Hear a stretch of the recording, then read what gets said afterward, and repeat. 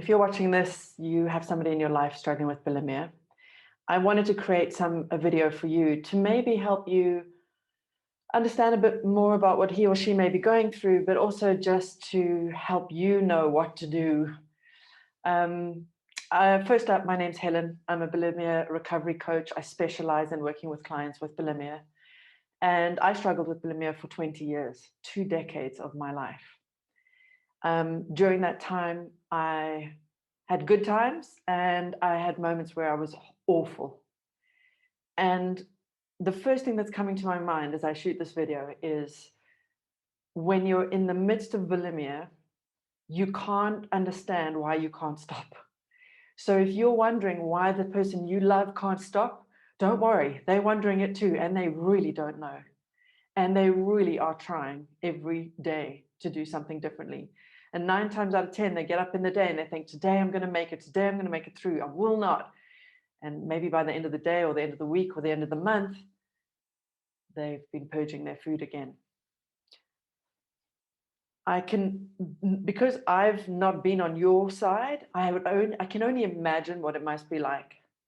The frustration, the desperation to help them, the not knowing what the hell to do or say, and maybe everything feels like what you're saying is wrong. Every little thing you suggest is wrong. Every time you comment on their weight, it's wrong. I imagine that it must be really difficult. And worse, if you're the boyfriend of girlfriend of somebody struggling, there are probably days when they don't want you to be near them, where they feel so revolted about themselves that they don't want you to touch them. And the worst thing is you might think it's your fault. You might think you're unattractive or there's something wrong with you. I'm here to tell you there isn't. He or she just feels so horrific in his own skin or her own skin that she just doesn't want to be touched. He or she can't see the beauty in themselves that you can see in them. And I'm sure there are days when you want to strangle them and they're driving you nuts.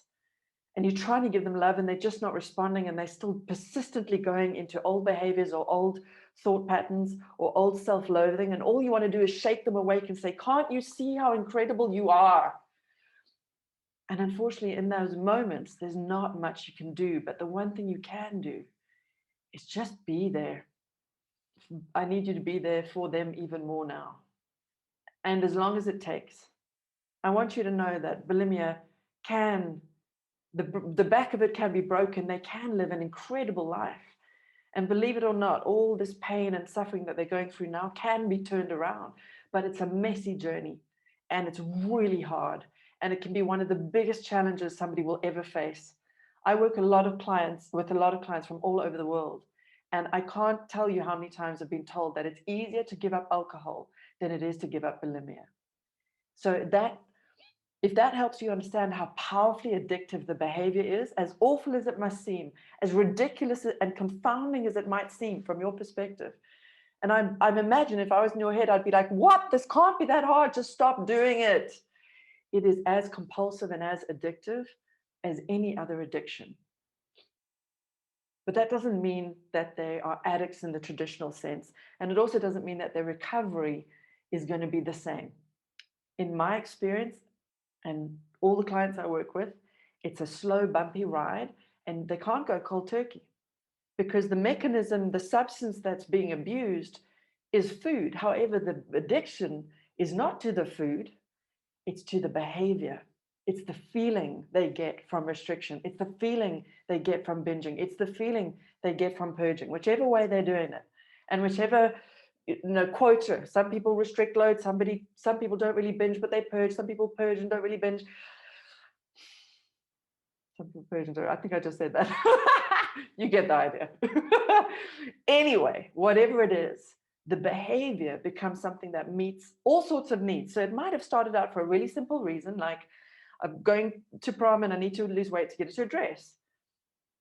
Or it might have started out for really nasty, deep, traumatic needs, but for a traumatic reason. But at the end of the day, it started relatively simply for 1, maybe 2 reasons. But the problem is, as they began to practice those behaviors and do them over and over again, it started to meet a whole pile of other needs. Those behaviors, believe it or not, are incredibly rewarding. And we all know that there's nothing better than feeling like you've lost a bit of weight. You get loads of compliments. Everybody thinks you look great. And there's nothing better than eating comfort food when you're feeling sad or lonely or anxious or scared. There's nothing better. Food works unbelievably well to meet so many of our needs. That's why we have so much trouble with food out there. So food is just the mechanism with which this whole thing gets played out. But the addiction, the desire to repeat the same behaviors again and again is from the feeling they're getting, and that I used to get, from restriction, from binging and purging. They're highly rewarding, highly rewarding. So to take that away from somebody and say, never again, it's hard. And particularly when the mechanism that's creating those rewards or the restriction of that thing, the food, is going to be in their life forever. There's no cold turkey for bulimia. There's no just don't eat again.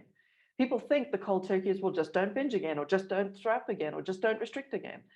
I wish it was that simple. It really isn't. It's the minute that old habit of eating kicks in, the old behaviors just want to start rocking and rolling.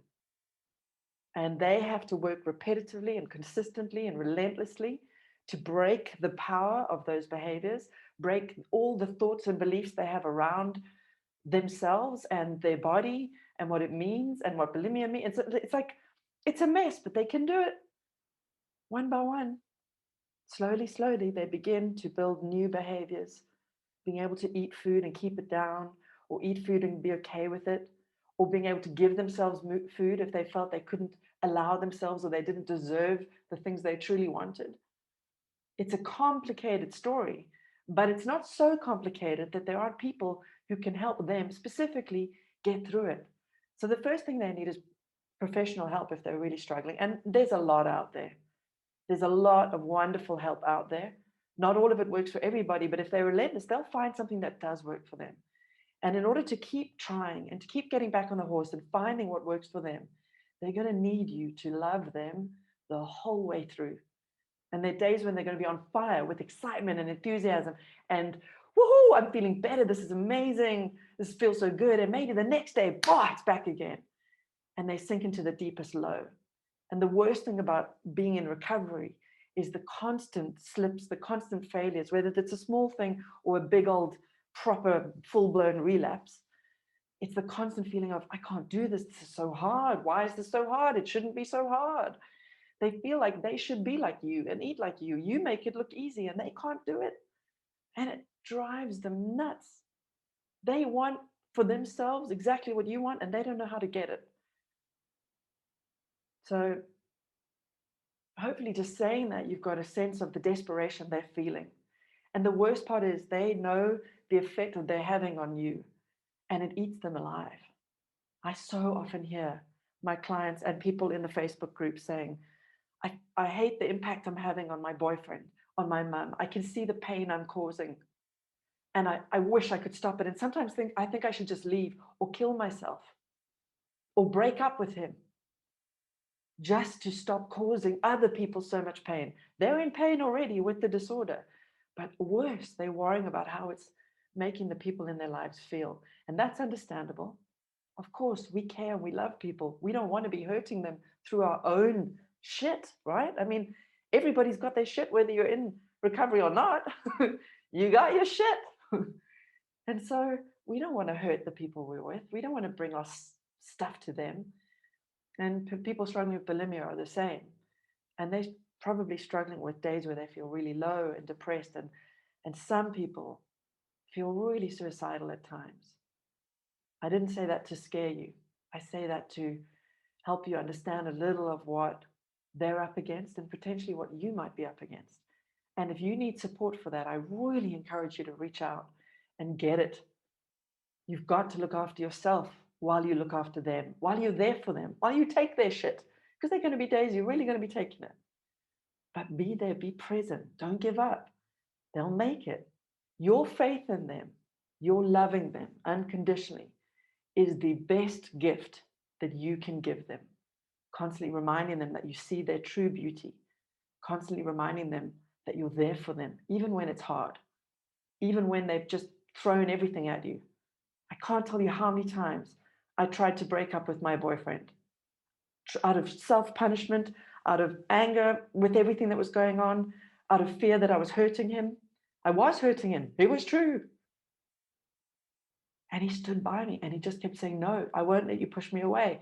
That was the greatest gift he could ever have given me. And now we're married, so it all worked out. And you know what? My mother did that for me too. I was a horror at times.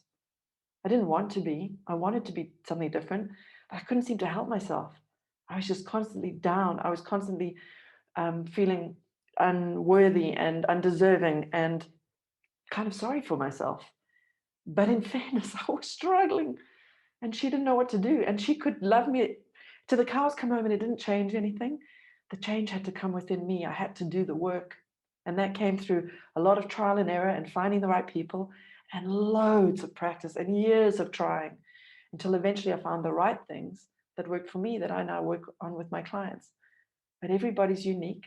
And the only thing that isn't unique about all of my clients, everybody that I work with and everybody that's suffering, is there's nothing better than having someone, at least one person in your life who believes you can do it and who will love you no matter what and no matter how long it takes for you to find an answer. Now, they've got to do the work. And chances are your advice is not necessarily that helpful at times. So there's no need to give it. If you want good ideas, reach out, talk to the professionals, chat to me, get in touch, find a support group. But ultimately, the best gift that you can give them is just to be there. And I promise they love you. And I promise when they're being awful, they don't mean to. And I promise when they're being picky around food and struggling to go out and wanting to hide inside and not have anybody see them or not want to go to a restaurant because it scares the shit out of them, it's not you that's the problem. And it's kind of not them. They're just in the muck and they don't know how to get out of it. And food has become scary and weight gain has become scary and relationships become traumatic. And they can undo it all. And if they've been in it a long time, it might take them a lot longer. But they will get there. I promise you that. If they're resilient and determined and they keep getting back up, trying something new and making incremental progress, they will find a way out. And you can have an incredible rest of your lives together, whether that's as a parent or a boyfriend, it doesn't matter. You can have that. So be there. I promise you, it's the best gift you can give someone. And I just want to acknowledge how much of a struggle this must be for you at times. My heart's breaking just at the thought, I'm about to cry, at the thought of what I've put the people I love through. I can't take that back. I am about to cry. I can't take it back. But I know now that it wasn't entirely my fault.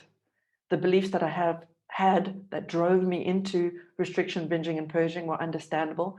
We live in a world that is so tough, where it's so judgmental about physical appearance. You know, trauma is everywhere. On top of, even if they haven't had major trauma, it's just the trauma of being in a media minefield that's telling us you're never good enough, you're never good enough. And I'm sure you know what that feels like, even if you haven't used those behaviors to find a way out. And trust me, bulimia is always the perfect solution to a problem. The problem is it has long-term negative impacts.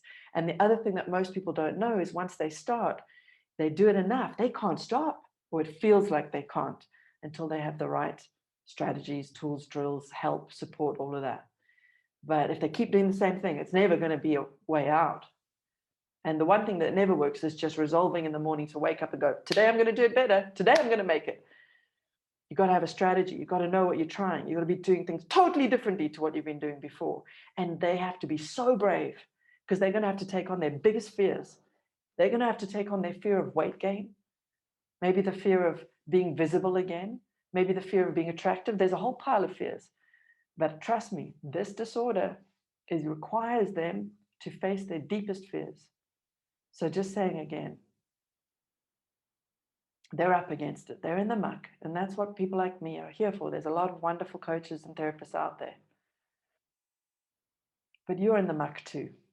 And you get to be disappointed. You get to be frustrated. You get to be angry.